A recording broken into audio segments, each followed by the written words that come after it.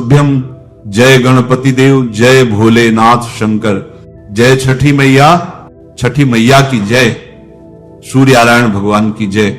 आज हम सब मिलकर सुनेंगे छठी मैया की वह पावन और प्राचीन पौराणिक कथा जिसे सुनना हर भक्त के लिए अत्यंत फलदायी माना गया है। छठ पूजा सूर्यदेव को समर्पित एक अत्यंत प्राचीन हिंदू पर्व है। इस दिन श्रद्धालु न केवल सूर्य नारायण भगवान की उपासना करते हैं बल्कि छठी मैया का पूजन कर उन्हें धन्यवाद भी देते हैं कि उन्होंने जीवन में सुख, समृद्धि और संतान सुख का आशीर्वाद दिया। छठ पर्व की शुरुआत कार्तिक शुक्ल पक्ष की चतुर्थी तिथि से होती है जिसे नहाय खाए कहा जाता है। इस दिन से ही व्रत का शुभारंभ माना जाता है, लेकिन असली महत्व आता है षष्ठी और सप्तमी तिथि का, जब श्रद्धालु छठी मैया और सूर्य देव की विशेष उपासना करते हैं। शास्त्रों में वर्णित है कि जो व्यक्ति छठ व्रत रखता है और कथा का श्रवण करता है उसे संतान सुख, दीर्घायु और जीवन में स्थिरता प्राप्त होती है। मान्यता तो यह भी है कि छठी मैया हर उस भक्त की झोली खुशियों से भर देती है जो सच्चे मन से उनकी आराधना करता है। इसलिए हे भक्तगण, पूरे मन, श्रद्धा और भक्ति भाव से इस पावन कथा को ध्यान से सुने। शास्त्रों और पुराणों में वर्णन मिलता है कि छठी मैया ब्रह्मा जी की मानस पुत्री हैं और स्वयं सूर्यदेव की बहन के रूप में पूजित होती है। इसी कारण छठ व्रत में षष्ठी मैया की आराधना की जाती है और इस व्रत का नाम भी छठ पड़ा। कहते हैं जब ब्रह्मा जी ने सृष्टि रचने का संकल्प लिया तो उन्होंने अपने स्वरूप को दो भागों में विभाजित किया। दाएं भाग से पुरुष तत्व और बाएं से प्रकृति का रूप प्रकट हुआ। इसी प्रकृति देवी के छठे अंश को देवसेना कहा गया, जिन्हें षष्ठी देवी यानी हमारी पूज्य छठी मैया के रूप में जाना जाता है। अब आइए श्रद्धा और विश्वास के साथ श्रवण करते हैं सूर्यदेव भगवान की अद्भुत कथा। एक समय की बात है, एक ब्राह्मण था जो सूर्य भगवान का अत्यंत भक्त माना जाता था। हर दिन वह सुबह सुबह नहा धोकर अपने घर में शुद्ध मन से पूजा करता और सूर्यदेव की कथा का पाठ करता। पर उसकी एक समस्या थी, धन कमाने का कोई साधन उसके पास नहीं था। जब वह घर में रहता तो उसकी पत्नी बार बार उसे प्रेरित करती कि कुछ कमाई करो, और जब वह बाहर जाता तो पड़ोसी उसे निकम्मा कहकर ताने देते। इन सब तानों और पत्नी की चिंता के बीच ब्राह्मण धीरे धीरे दुखी और परेशान हो गया।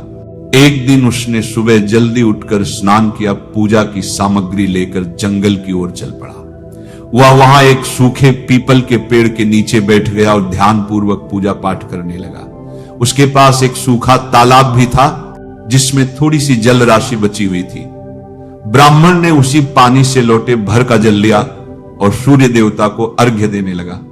जैसे ही जल अर्पित किया गया वह बहकर पीपल की जड़ों और सूखे तालाब में पहुंच गया। अचानक वहां का चमत्कार देखने योग्य था। सूखा हुआ पीपल हरा भरा हो गया और सूखा तालाब जल से भर गया। तभी सूर्य भगवान स्वयं प्रकट हुए और बोले, ब्राह्मण, मैं तुझसे अत्यंत प्रसन्न हूं, वरदान मांग, क्या चाहते हो? ब्राह्मण ये सुनकर घबरा गया। उसने सोचा, लगता है पीपल में कोई भूत है जो रोज पूजा करते समय आवाज करता है। डर और चिंता के कारण वह दिन ब दिन दुबला पतला होता गया। कुछ दिन बाद ब्राह्मणी चिंतित हो उठी। उसने सोचा, कितने दिन हो गए, अब जाकर देखना चाहिए। उसने जंगल का रुख किया और जैसे ही ब्राह्मण को देखा वो आश्चर्यचकित होकर बोली, इतने दुबले क्यों हो गए हैं, ये क्या हो रहा है? ब्राह्मण ने पूरी बात सुनाई, कैसे जल अर्पित करने के बाद रोज आवाज आती है और वरदान मांगने को कहती है। ब्राह्मणी ने मुस्कुराते हुए कहा, ये कोई भूत नहीं, ये स्वयं सूर्य भगवान है। कल जब वही आवाज आए तो डरना नहीं, सब कुछ मांग लेना। ब्राह्मण बोला, पर मैं तो कुछ मांगना ही नहीं जानता, भूल जाऊंगा। तब ब्राह्मणी ने समझाया, तुम ऐसा कहो, 9 खंडों वाले महल में सोने के पालने में अपने पोते पोतियों को दास दासियों के साथ खेलते और झूलते हुए अपनी आंखों से देखूं, इस प्रकार तुम्हें लंबी उम्र, पुत्र पौत्र बहुएं और संपत्ति सब कुछ प्राप्त होगा। ब्राह्मण बोला, मुझे समझ नहीं आया। तब ब्राह्मणी ने फिर समझाया, धन होगा तभी सोने का पालना बनेगा, दास दासियां होंगी तब तुम अपने पोते पोतियों को झूला झूला पाओगे, बेटे और बहुएं होंगी, तभी परिवार में वंश बढ़ेगा। ब्राह्मण ने कहा ठीक है, अब मुझे सब कुछ समझ में आ गया। अगले दिन ब्राह्मण ने स्नान किया, पूजा की और सूर्यदेव को अर्घ्य दिया। तभी वही आवाज आई और ब्राह्मण ने वैसा ही कहा जैसा ब्राह्मणी ने समझाया था। सूर्य भगवान मुस्कुराए और बोले, तुम भोले लगते हो, पर एक ही बार में सब कुछ मांग लिया। जो भी मांगा है वह तुम्हें अवश्य मिलेगा, तुम्हारी हर इच्छा पूरी होगी। इतना कहकर सूर्य देवता प्रकट होकर अंतर्धान हो गए। ब्राह्मण आनंदित होकर घर की ओर चल पड़ा। घर पहुंचते ही उसने देखा जहां पहले टूटी फूटी झोपड़ी थी, वहां अब 9 खंडों वाला भव्य महल खड़ा था। दास दासियां सेवा में लगी थी और महल में रौनक थी। ब्राह्मण ने पूछा, मेरी झोपड़ी कहां गई और मरी ब्राह्मणी? तभी महल से एक सुंदर स्त्री बाहर निकली, सज धज कर रत्न आभूषणों से सजी हुई। वह मुस्कुराई और बोली, आइए स्वामी, यह आपका ही घर है। सूर्य भगवान ने आपकी हर मनोकामना पूरी कर दी है। ब्राह्मण ने जब देखा कि उसके पास इतनी संपत्ति और धन आ गया है, तो वह थोड़े विचार में पड़ गया और बोला, इतना सारा धन हम इसका क्या करेंगे?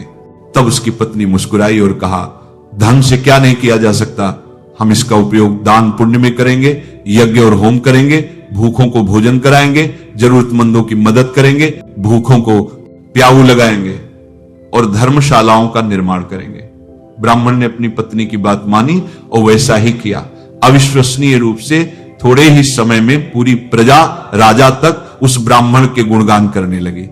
सब उसकी ईमानदारी, धर्म और उदारता की तारीफ करने लगे। जब यह बात राजा तक पहुंची तो वह आश्चर्यचकित होकर ब्राह्मण को बुलाया और बोला, कल तक आपके हालात इतने खराब थे और आज अचानक इतनी संपत्ति कहां से आई? क्या आपने चोरी की, डाका डाला या कोई अन्य उपाय किया? सच सच मुझे सब कुछ बताइए। ब्राह्मण ने विनम्रता से उत्तर दिया, महाराज, ना तो मैंने चोरी की, ना डाका डाला, ये सब सूर्य भगवान की कृपा से मुझे मिला है। ब्राह्मण ने राजा को सारी घटना विस्तार से बताई और सूर्यदेव की पूजा विधि भी समझाई। राजा ने वैसा ही किया। अद्भुत रूप से उसी 10वें महीने राजा के घर सुंदर पुत्र का जन्म हुआ। अब तो पूरे राज्य में लोग सूर्य भगवान की जय जयकार करने लगे। हे भक्तों, जैसे सूर्य भगवान ने ब्राह्मण और राजा की मनोकामना पूरी की, वैसे ही वे हर सच्चे भक्त की इच्छाओं को पूर्ण करते हैं। तो आइए हम सब मिलकर सूर्यनारायण भगवान की जय बोले और उनका आशीर्वाद पाएं। सूर्य देव भगवान की जय, छठी मैया की जय। बहुत समय पहले की बात है, एक विधवा महिला रहती थी जिसके एक पुत्र था। ये महिला छठी मैया की परम भक्त मानी जाती थी और हर साल श्रद्धा भाव से छठी माता का व्रत किया करती थी। धीरे धीरे उसका पुत्र बड़ा हो गया और वृद्धा ने अपने बेटे की शादी कर दी। पर बहू कुछ नई सोच और आधुनिक विचारों वाली थी। पूजा पाठ में उसका कोई विश्वास नहीं था। एक बार बूढ़ी अम्मा छठ माता की पूजा की तैयारी कर रही थी। उसका बेटा आम की लकड़ी तोड़कर ला रहा था और पूजा की सामग्री बाजार से ला रहा था। ये सब देख रही उसकी बहू जोर जोर से हंसने लगी और बोली, अम्मा, दुनिया कहां से कहां पहुंच गई है और आप वहीं की वहीं बैठी हो। लोग आसमान छू रहे हैं और आप अभी भी इतने अंधविश्वासी हो कि सिर्फ व्रत और पूजा पाठ पर ध्यान दे रही हो। इन सब बातों में कोई सार नहीं है। का बूढ़ी अम्मा पर कोई असर नहीं हुआ।